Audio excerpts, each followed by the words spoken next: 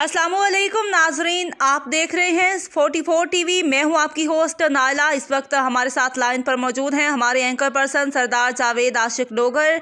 जी सरदार जावेद आशिक, हमें तफसीलात से आगाह कीजिएगा। के हवाले से एक रैली निकाली जा रही है। मेरे पास अरून रशीद खान मौजूद है, उनसे बात करते हैं। अस्सलाम वालेकुम सर। वालेकुम अस्सलाम। सर, आज माशाल्लाह मैंने देखा हज़ारों की तादाद में पीटीआई के कारकुन यहाँ पे मौजूद हैं जो आपसे मोहब्बत करते हैं, यहाँ पे पहुँचे हैं। तो आप देखने वालों को क्या मैसेज देना चाहेंगे? मैं जी एक ही मैसेज देना चाहता हूँ कि अल्लाह के वास्ते आप होश के नाखून ले। ये इम्पोर्टेड हुकूमत अवाम पे रहम खाए और फौरी इलेक्शन की तारीख दे, क्योंकि जब एक मजबूत हुकूमत ही जो मजबूत मैशत की जामिन है, और ये जब नई हुकूमत आएगी तो तभी हम ये महंगाई के दलदल से बाहर निकल सकेंगे। खान साहब, इस हवाले से आप क्या कहेंगे? चंद दिन हो गए, एक खबर गर्दिश कर रही है कि इमरान खान को चंद दिन में गिरफ्तार कर लिया जाएगा, मगर जो पीटीआई के कारकुन हैं उनमें जज्बा जवां है। तो इस हवाले से आप क्या कहना चाहेंगे? नहीं, इनमें किसी में इतनी जरूरत नहीं है इमरान खान को गिरफ्तार। इमरान खान ने इनका क्या कर लिया? ये सारे झूठे मुकदमे हैं, और अगर ये ऐसी हरकत करेंगे तो ये आप समझ लें इनके ताबूत में आखिरी कील होगा।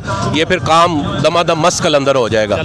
जी बिल्कुल, ये थे अरून रशीद खान, जिनका कहना है कि इन जो अपोजिट हुकूमत है इनमें इतना दम नहीं कि वो इमरान खान को गिरफ्तार कर सके। अगर इमरान खान को गिरफ्तार करेंगे तो ये हमारी लाशों से गुजर कर इमरान खान को गिरफ्तार करेंगे। मज़ीद मैं आपको लम्हा मलम्हा आगाह करता रहूँगा।